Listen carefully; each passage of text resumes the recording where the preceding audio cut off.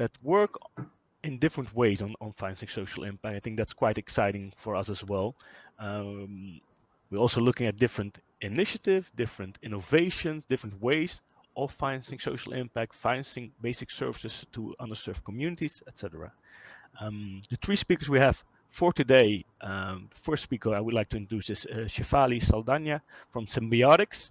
Of course, Symbiotics is one of our first partners in the AFIFORUM in the past, from 2019, from the beginning, from its inception. So quite grateful for their support so far. Symbiotics is the leading market access platform for impact investing. Of course, done plenty of deals, over 6,500 deals in total, 6.5 billion US dollars. Shefali is focused on debt transaction with financial institutions in India, Sri Lanka, Bangladesh, and Nepal. But of course, Symbiotics works across the region. Before that, she was actually working for one of the founding team members of MHFC, one of India's first affordable housing finance company. So she brings quite an interesting perspective of being a practitioner and now being on the other side of that table. Second speaker will be Jorge Rubio from Citi Social Finance. He's a household name for those active in financial inclusion. He's the global head of Citi Social Finance based in the UK. Also, Citi is one of the sponsors of this edition, and Social Finance acts as an accelerator within the bank for its clients, partners to expand financial inclusion and access to basic services. Yeah, he's been in the space for quite a long time, so he has seen the ups and downs, the pros and cons of financial inclusion, but also the basic services, of course. And last but definitely not least, we have Vikram Gandhi from Asha Impact. He's the founder of Asha Impact, an impact investing platform in India. He's joining us from the US, where he's also a lecturer at the Harvard Business School, teaching at the MBA and Executive Education program. Prior to this, he worked at the financial institutions group at banks like Credit Suisse and Morgan Stanley. So he also brings a different approach to this ball game. That's quite interesting to dive into. Maybe as a first, I would like to briefly allow the speakers to highlight their work on social development financing, financing social impact. May I ask Shefali, would you take it away? Can you explain a bit Symbiotics' approach, activities, what you look for in social finance and impact financing? Yeah, sure. So thanks, Rick, for that introduction. It's a pleasure to be here.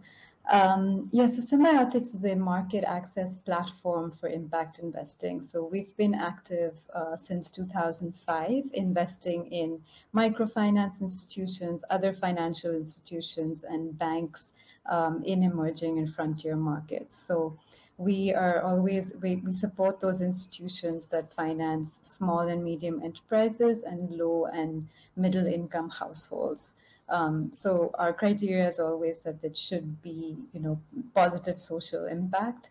Currently, we are working in over 65 countries and have nearly 2.7 billion assets under management, and have financed over 300 companies. More recently, I think in the last couple of years, which is what we'll discuss a bit more, is that we've issued 23 sustainable bonds, which are about 250 million, over 250 million, and these include social bonds, green bonds, and also sustainability bonds. Super, thank you. Vikram, may I give the floor to you next to explain a bit about Asha work, maybe also your work with the HBS, but... Sure. No, thank you very much, Rick, and to the AFIFORUM for inviting me to speak. Very much appreciated. As Rick mentioned, I've spent about 25 years in the financial services industry, both in New York, London, Hong Kong, and in India. And once I had left that, I've kind of been focusing on trying to figure out how to use my business skills, my investing skills, and also having significant impact at the same time. And this was in 2014 when impact investing had obviously got some traction, and the Rockefeller Foundation had set it up, and obviously Symbiotics and others had been reasonably active. But it still was a kind of an untested thesis, if you will. The other issue which I found when I was setting up or thinking about setting up Asha Impact in 2014 was that a significant amount of capital that was going into impact investing in important areas in India were really by foreign firms like DFIs or family offices, etc. And from my perspective, actually getting local capital to solve important local problems was a high priority. So to test the thesis, we set up Asha Impact. I was a founder, and then another co-founder came on, Pramod Basin. And we really used our proprietary capital to kind of test it. And the initial focus was on financial services, since that was an area that had got more traction. But over the last 7 years, we've now got a lot of family offices involved, have really focused and tried to move away just from financial services to edtech, healthcare, agriculture, waste management, a whole bunch of areas which we feel are highly impactful in the Indian context. And I think what has really been a focus, two focus areas for us. One is to really use technology to accelerate the impact that any investment has. And so and in a way, COVID, for all the trauma and the disaster that it's caused around the world, one of the silver linings is that it's really accelerated digitization. So that's been a big focus area. And the other is really kind of focusing on the next billion in India in terms of creating jobs and improving livelihoods. So we've had some really great exits, which I can talk about if necessary. But we continue to focus on this area, and we're trying to build the platform since it has had quite a bit of initial success. Just one last comment on HBS. It's an area which is very important to the MBA and Exec Ed programs at Harvard Business School. I set up the first course, actually had created it from scratch about 3 years ago on sustainable investing. And it really brings in impact and ESG into market-based and market rate investing from a private equity, venture capital, public markets, and public debt standpoint. And I think the focus for MBA students and for Exec Ed is that this is here to stay, and how do we optimize that? So anyway, that's a quick intro, and thank you for having me here. Thank you, Vikram. I also know the question down where we dig maybe into the thesis you tested in the past. It's sort of like proven, but I would like to ask also some questions about that. Jorge, I thank you for joining us as well. I think we were just doing a round of introduction. I introduced you as well, of course. I was asking everybody to maybe highlight a bit of their activities in social impact financing, social impact, development financing, etc. I do think you need to unmute yourself first, but happy to hear your activities with Citi Social Finance.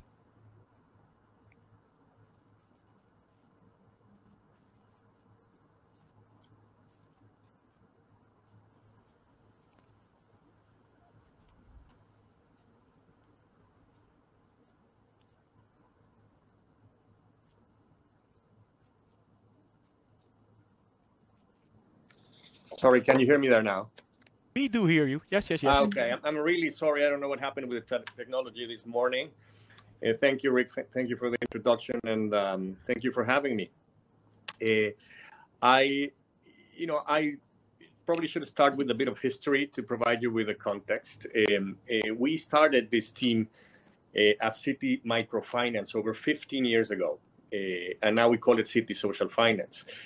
But when we started, it was mostly about helping microfinance institutions around the world that were transitioning from the social sector to become regulated entities, and they were truly expanding their outreach, and they were having very good portfolio quality, and it was clear that they needed a specialization from our side if we wanted to treat them as clients and connect them to the local capital markets so that they could reach the scale that they were looking for. So we started doing that, and we quickly became evidence that these microfinance entities were or could play the role of sort of last mile managers for other clients of the bank. So we started making those connections with large multinational corporations and other types of clients. So it is important to stress that obviously around the world, our strategy has never been to reach these segments directly. That's not who we are, and even though we are present in 95 markets around the world, we never, we don't have the capacity, obviously, to reach the unserved in these markets. So our strategy is more to work with these institutions and help them, expand their outreach. So, as we evolved, we realized that it was not only about financial services, that we could work with other types of partners to deliver basic services that people need. So the same segment that MFIs were serving could be, addressed by different types of Citi clients around the world. So that's why we evolved to Citi Social Finance, and we're now looking at things like education, healthcare, affordable housing, smallholder farmer financing, for example, by working with its clients and partners. So we believe that we are uniquely positioned because we are present on the ground in many of these markets, and we also our clients are also investors and public sector entities, DFIs, and we can work together to support all these institutions, as I said before, reach the last mile. So at a very high level, our mandate is to accelerate the work that we do with these clients to integrate social impact into all the origination, the design, the approvals, and execution of solutions, of client solutions that reach underserved communities. Obviously, there's no organization in the world that can do this work alone. The gap is huge. So our model is around partnerships, partnerships with public sector, DFIs, investors, and obviously the clients that understand the segments well, that have been working with them, for years and have appropriate methodologies to serve them. So I'd stop there. Thank you. I think we already touched a bit about also with Vikram and Jorge that what started with financial services, what started with microfinance, etc., is slowly developing into something bigger, something more. Maybe to bring it back to the basics, like when we speak about social impact, what is social impact? How do we measure it? How do we account for it? Shefali, could you maybe give us a short overview? Like you mentioned that you've done some social impact, but how do you account for that social impact? Initially with microfinance, but then slowly also developing to what we now call SDGs, etc. Yeah, so I think, with Symbiotics, I think we've kind of had the similar, started with financial inclusion, but also now kind of branched out into more access to basic services like an education, affordable housing, and those themes as well. But one of the key things that we do when we kind of are looking to invest in an institution is that we conduct a very kind of detailed due diligence to make sure that that social impact is kind of intrinsic to the business model. So when we're doing the due diligence, we're checking, who are the shareholders, what is the vision of the company, what is the product, who is the product, who is what is their process for understanding credit assessment? Are they checking over indebtedness? So we wouldn't invest in a company that doesn't have social impact as intrinsic to the model. So after we've done their investments, we do, there are certain metrics that we ask all of our investees to report. So some of them would be, the income level of the end borrower, the rural versus urban portfolio, how many women borrowers how many women borrowers do you have? So I think we're careful also not to overburden the institution, but I think, because we're constantly, conducting, we go for annual due diligences. So we're very closely in touch with the institution and, tracking certain metrics. Yeah, maybe to bounce off that idea, what you just mentioned, overburdening, Vikram, like in your work, like with Asha, how do you sort of balance off the return on investment, return on impact? Is that a challenge, or is that sort of checking at the gate? Yeah, no, I would say that while on the one hand it would appear to be a challenge, we've been very pleasantly surprised about the quality of the social entrepreneurs that we've met who have, both a very, very deep and ingrained social mission, but also understand that generating good returns is critical for building scale and having true impact. And so I think the way we kind of go about it, so, we're essentially an equity investor and we're a venture capital firm. If you kind of just think about it in terms of the asset class as to what we're focused on. So it's venture capital, Series A typically, and then we'll keep for, that dry powder for follow-on offerings if and as when a potential investment company grows. But the process is pretty straightforward. I mean, the first filter is impact. And so when we've kind of built a pretty strong network in terms of deal origination across both banks and direct, and we established a good name in the marketplace. So essentially, I think we see pretty much everything there is to see. And the first filter is impact. And for us, to a large extent, it's India focused. To a large extent, the impact is like, who is the target market of this company and its products and service? And we've defined a kind of income level, which is, I would say that to really build profitable business models on the true bottom of the pyramid is very, very hard to do. I think that's where a focus of development work, philanthropy, and charity kind of has a really critical role to play. But then just above that, there's what I call the aspiring middle class, which actually have, by global standards, extremely low income levels, but have an aspiration to grow that income level and aspiration to have a higher and better standard of living. And that's where our focus is.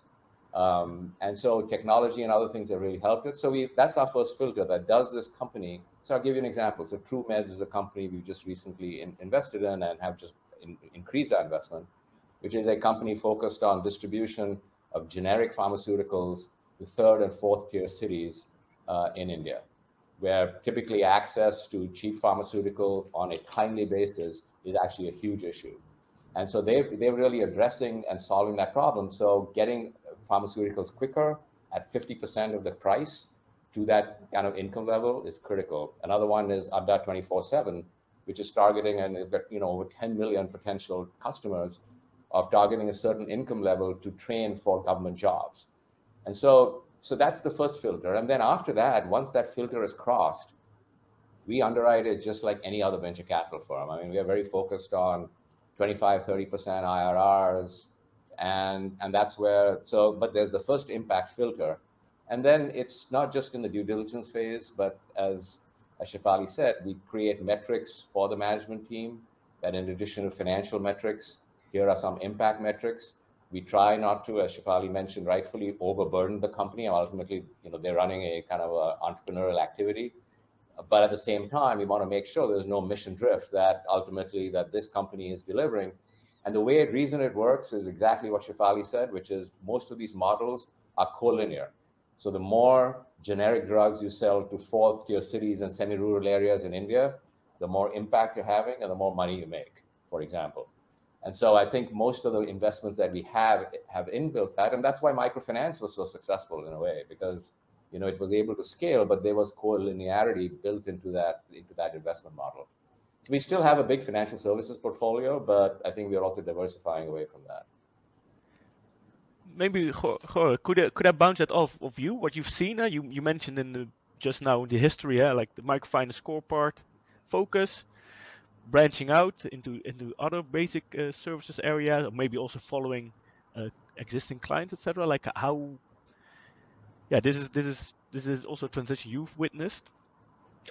Yes, and I think as Professor Gandhi said, the key here is scale, right? So even from the early days when we started, we were very clear that this had to be a business, and we were not going to have a separate pocket or subsidized funding for these types of projects. We were very clear that we wanted this to work, and for that, it needed to meet institutional return and risk profile and requirements for us. So obviously that creates a challenge because we needed to come up with the appropriate risk sort of platform and embed everything we do in the policies of the bank. So that's why this team works as a specialist team within the organization, and what that means is that every transaction that we do in this space needs to have a specialist risk approval, because the risks that are associated to dealing with the lower income segments of the population, probably people that have less access to financial education, for example, but that represents various types of risks. So you have your credit and market risks, obviously, but you have also franchise risk. And very importantly, we need to make sure that everything we do is, we're super comfortable with the fair lending practices on the ground. One of the advantages of the Citi model is that we have, colleagues and bankers on the ground in whether it is Manila or Jakarta, so we can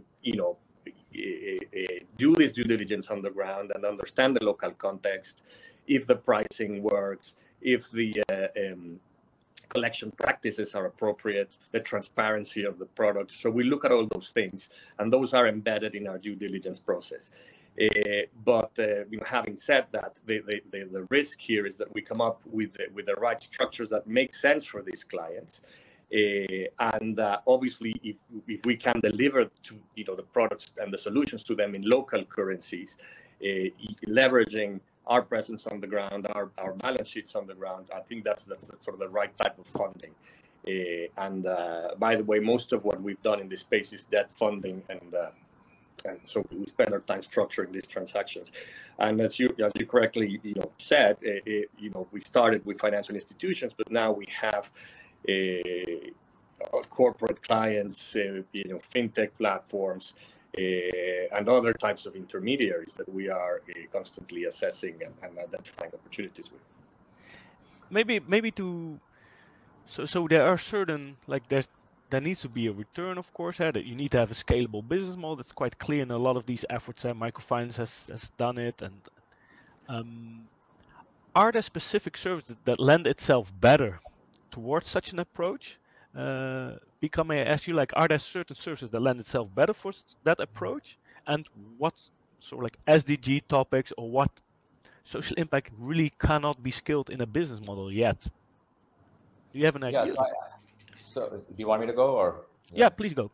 Yeah, so I think what we've learned in the last 2-3 years, as we've kind of experimented with different kinds of investments, is that financial services obviously is one. We've had some great exits, for example, and providing financing to housing, low-income housing schools. To schools in low-income areas and towns.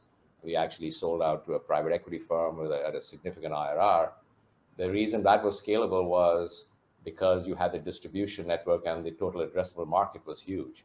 But I think the conclusion we are reaching right now is, and that's why I started off with a comment before, which is that the silver lining of COVID is the digitization of the world that would have taken 5 to 10 years has been accelerated into a couple, and obviously there's ways to go. And so in my mind, one of the biggest problems, even in microfinance too, the same thing, is the last mile delivery to the customer that you're actually focused on to build viable business models at scale. And I think what technology has done is really kind of increase the access of the last mile, but significantly reduce the cost of last mile delivery, which makes the business model that much more viable. And so I think that's what we're focused on, which is which companies, whether it be healthcare, education, agriculture, are really trying to use technology to kind of deliver the last mile, to be in touch with the customer, educate the customer. And I think in a particular, since we are operating in India, what has also helped is that the infrastructure that's been built in India by the government, whether the Aadhaar, which is the local kind of identification, the technology platform where some companies which are providing significant data, the penetration of smartphones.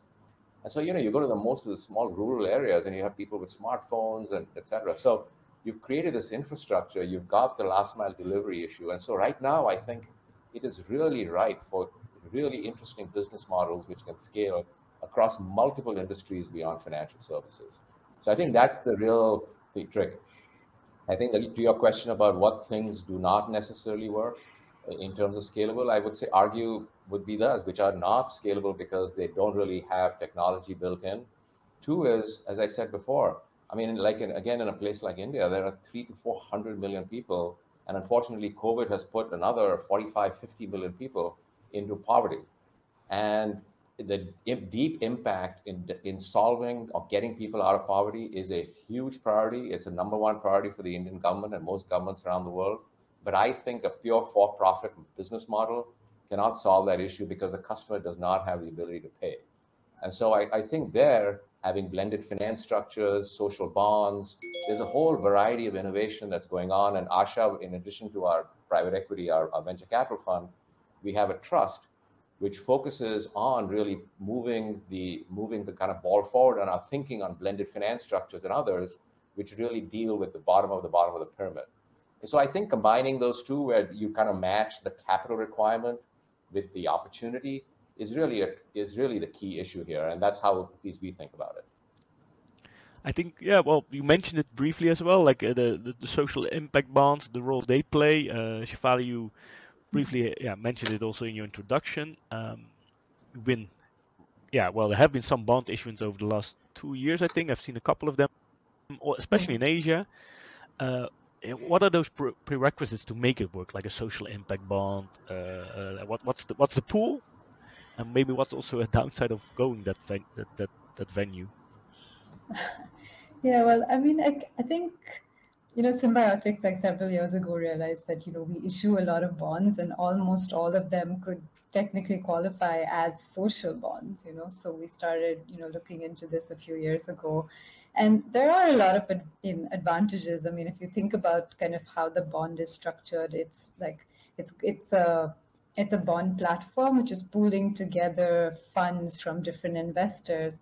But from the investee perspective, it's just one transaction. Mm-hmm. And so I think for the investor, they're getting this kind of, transparent instrument that's associated with ICMA. So there's like this leading organization in terms of setting standards. So there's a greater degree of transparency and credibility. And more importantly, I think just easier to compare institutions across markets. And so I think the big advantage that we see is that this could potentially open up a whole, a large untapped investors that previously weren't looking at, the social impact space, but could now look at it and could also enter markets where they don't necessarily have that, feet on the ground. So it adds diversification. And from the investee perspective, I mean, there's, for them, they're just dealing with one institute. Loan agreement is just one kind of, due diligence that they're going through, but they're getting access to a much wider range of investors. And we do find, I mean, there is a little bit of additional reporting. It isn't with the social bond. I think with the green bond, it can be quite a bit more, but with the social bond, we've actually found it's not too onerous on the institution. And then for an institution like Symbiotics, where we, work with about 20 different funds and we're pooling together money for each transaction, then it becomes very easily kind of, and we've set up this bond platform with the framework using the ICMA guidelines with the framework, so then it becomes very replicable for us. And I guess like when you're thinking about impact investing and kind of the evolution over the past couple of decades, you get there is this kind of like formalization of social impact measurement. And I think this is kind of an instrument that, adds that, next degree of transparency. Maybe Jorge, to bring it then to you also, like, so Shefali ended on that note, like there's this sort of like standardization in the social impact measurement, reporting, etc. Like green bonds are quite strict, of course, with the certification and the green taxonomy, etc. Would it be beneficial for the end clients in mind to also have such strict regulation, guidelines, standards for social impact? Well, I fully agree with Shefali. I mean, it adds transparency and accountability, and it's easier for investors to assess the social impact. I mean, we've been doing capital markets transactions for our clients for years. I remember in 2007, I think it was, we did our first local investment grade bond for a pure play microfinance player. It was the first time that the institutional investors had access to an investment grade bond that was essentially connecting,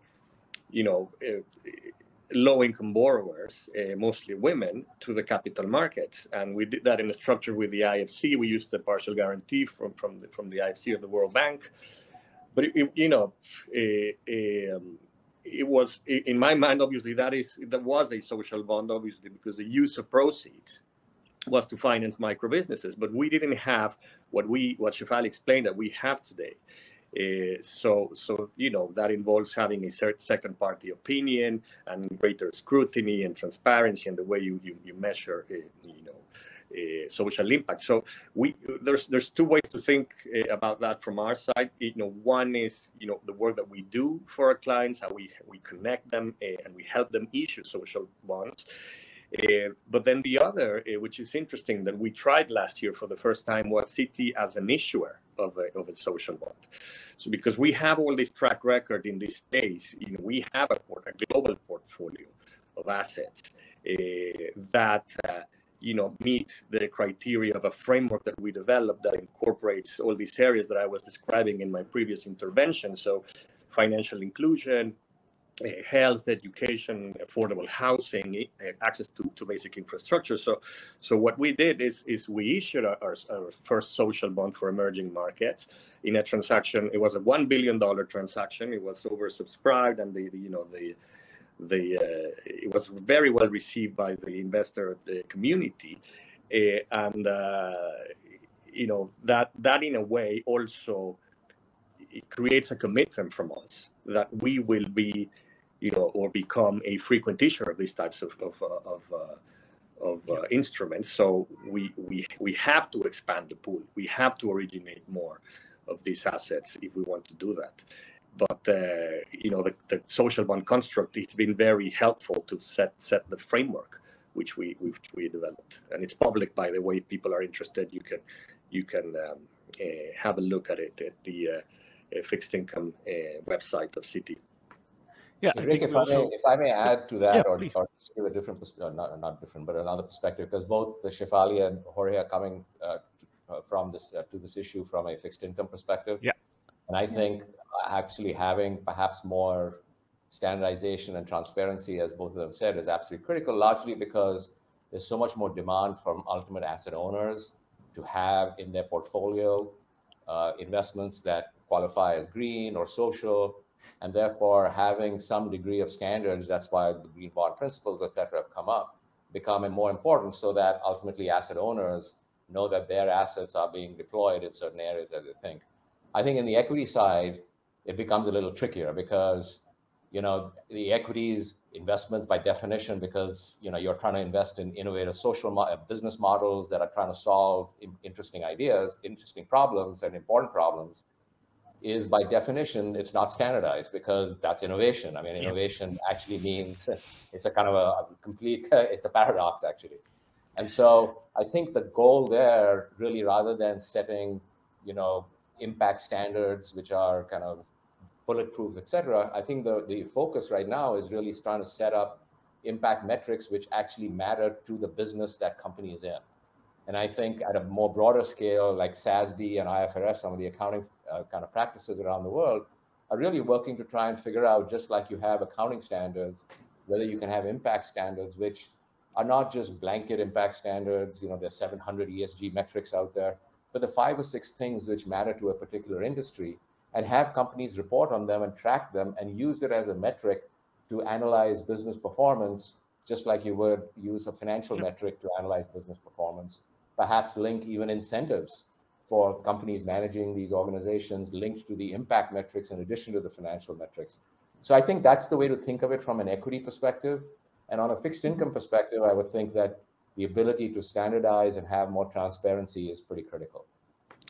Thank you for adding that note, especially. Like, there was also like to find out like where does what fixed income, the debt side has done, translate into what the equity world is looking at, trying to do. I think that's quite valid point. Maybe to stay within that, not to bounce it over, set it versus debt versus equity. But what are the different challenges you face as an equity investor going for social impact, going for impact ventures? And then I will bounce that question also off with Shefali and Jorge on what they face in that same sort of like trying to do something, trying to create impact with a return. Like, can you start maybe, Vikram? I think the issue is, I briefly touched on this, is that the business models have to be collinear. When they're at conflict with each other, where the impact of the financial kind of focus or the business kind of growth and profitability and margins, et cetera, are in conflict with impact, that's where I think you get into the trade-off issue. And I think the way I kind of very simplistically think about it, there are 2 pools of equity capital. One is the one that's focused on market rate returns, commercial returns, We're not going to, just as I said, we like Asha Impact does that, which is basically once we cross the impact kind of threshold, then we underwrite it just like any other commercial investor. But then there's the other very important bucket, which is what I call subsidized returns, which in my mind is a more effective form of philanthropy and development financing. And this is not a knock on philanthropy. I think it's really, really critical in terms of grant making. There's a whole role for that. But maybe there are opportunities where to achieve the same social objective, you could actually bring in a business model which will not give you the return that a commercial investor would want, but can help you scale the thing. The challenge we have in our analysis is what degree of impact do you actually request the social entrepreneur to kind of report on? And you can go from, just very, very simplistically saying like, tell us your number of customers that are in this income range, to all the way through the other end where you can do randomized control trials. So as I look at it, and we teach this in my class, which is that there's a whole range of impact. On the one hand, which is like the gold standard, is doing RCTs, which a lot of DFIs and government spending and government programs require, but it takes a couple of years and costs $500,000 to $1 million each to do.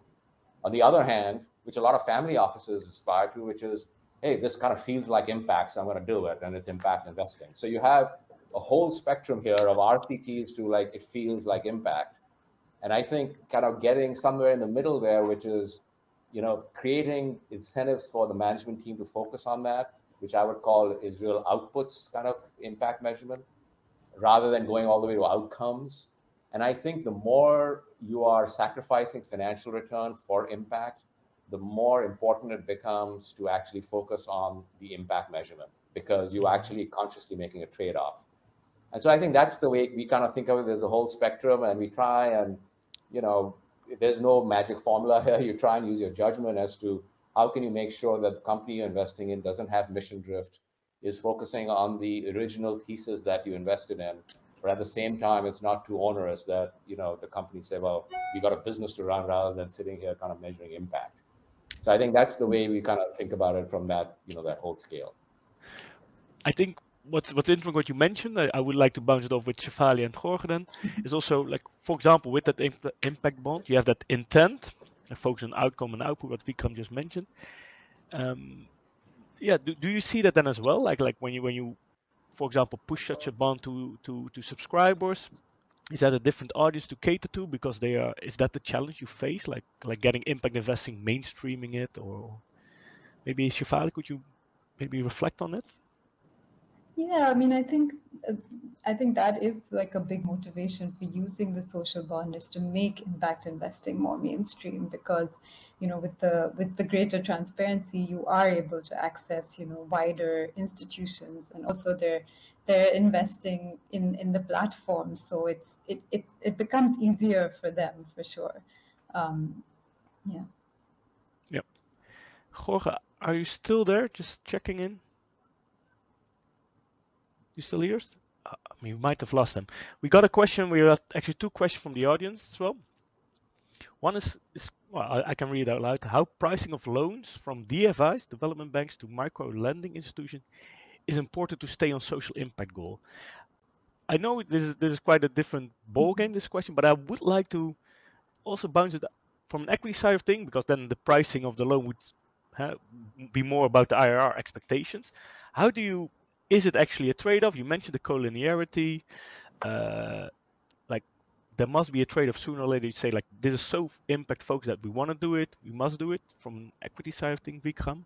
And then also for Shefali, maybe you could reflect as well, like how pricing of loans actually impacts also the impact outcome of your loan. Yeah, so I think pricing of loans, I mean, again, if you look at the history of microfinance, right? I mean, essentially, originally it did start with lots of subsidized financing from the government, priority lending, like in India, it's called priority sector lending, the DFIs providing, and a lot of grant money. I mean, if you look at, and I've been on the board of a company in microfinance, which essentially started off, and it's still on the board, it started off as basically a grant entity receiving seriously subsidized credit, to then impact investors saying, hey, look, let's invest equity to kind of validate the business model, but having some sort of priority lending is important as part of the business model, which then went to commercial investors, Now we got mainstream private equity firms in there, and it's become now a small finance bank from a small, from a microfinance institution. It'll probably go public at some point soon. So you've gone through the whole cycle, but to get there, you actually needed that initial catalyst. So I do think that both DFIs, government policy, and impact investors, I mean, one of the critical roles in developing and focusing on the SDGs and bringing in together the broader public good and co-opting private capital is to be a catalyst. I mean, that's actually a fundamental role that an impact investor and DFIs and others play. And providing the right kind of subsidized financing is correct. I would caution, though, what you don't want to happen is providing subsidized financing or other forms of subsidies which actually distort the market, which actually make the ability to create viable business models and a good competitive landscape difficult to do because the recipient is receiving a subsidy which is actually destroying the economics for others or for the industry as a whole. So I think you have to really tread that line that subsidies can be, or subsidized financing in this case, can be a really important catalyst. But what it should not do is come in the way of building a robust competitive market which can actually stand on its own feet. So I think that's the way to, at least how we think about it. Yeah. And then maybe Jorge also, we got a question from the audience that mentioned like how pricing of loans from DFIs to microfinanciers, how it affects the social impact goals and outcomes. Is that sort of like a tension you feel with borrowers as well, like pricing of loans, etc.? And is it a tension, or is it not as much of a concern when you enter these negotiations? Yeah, well, DFIs for us are fantastic partners because obviously because they're very mission-driven organizations, they tend to have much greater risk appetite than commercial banks do. That's sort of obvious. So I think the way we've been working with them is around risk sharing and co-investing. I mean, technology was mentioned earlier in this call, and obviously technology adds transparency and efficiencies in the delivery of services, but it also introduced us to exponential growth. I mean, these companies are growing. If you think about it, when we started, a microfinance institution would have taken a decade to reach their first million. And there's some platforms today in Asia that are doing that in a couple of weeks. So that creates the need for us to be more efficient and work with the DFI community to engage these models earlier. So that they can have access to the funding that they need to grow, mostly in local currencies. So we came up with structure with a DFC from the US and the Ford Foundation in a program that we call the Scaling Enterprise that allows us to do precisely that, go early and offer local currency financing for these companies that are having a great social impact, but they are at early stage. They are probably pre-profit. They have great models, and we like the entrepreneurs. So this is a very good way. I mean, it's a good example of how we can work together with a DFI to provide the appropriate funding that clients need. And if we work together and work on it on a programmatic basis, we can create efficiencies. So not doing one deal at a time, but coming up with a framework that probably creates efficiencies that enables us to provide a better pricing and better terms for the clients. Super.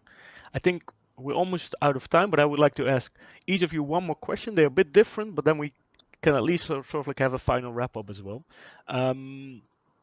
Maybe to start off with Shefali, like microfinance, rural banking, non-banking advice, like they do play a role. They could play a role in extending services to people. We mentioned affordable housing. Off-grid energy is quite a big one as well. Water sanitation could be a big one as well. But they then need to add like products, new services to their portfolio. Like, should we stimulate that more? How can we enable them more to add these product services to their offerings? Because we've seen with off-grid solar, like they set up a new business, a whole new industry, besides microfinance, well, actually microfinance could be that point of contact for these? Like how it seems like such a conundrum for me.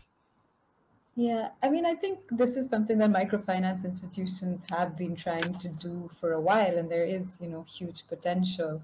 But I think we need to be wary that microfinance institutions are not like grocery stores, and it's not very easy to just add an additional product. And so sometimes, and it really depends on what type of product. So if it's like you were talking about, like a water sanitizer or a, home solar system, it becomes really, really critical that, the product is really good because the MFI is, putting their reputation on the line by selling it. And B, what becomes very important is that you have good after sales service. Because and I think this is what where Vikram's point on technology being very important to deliver that service becomes very important here.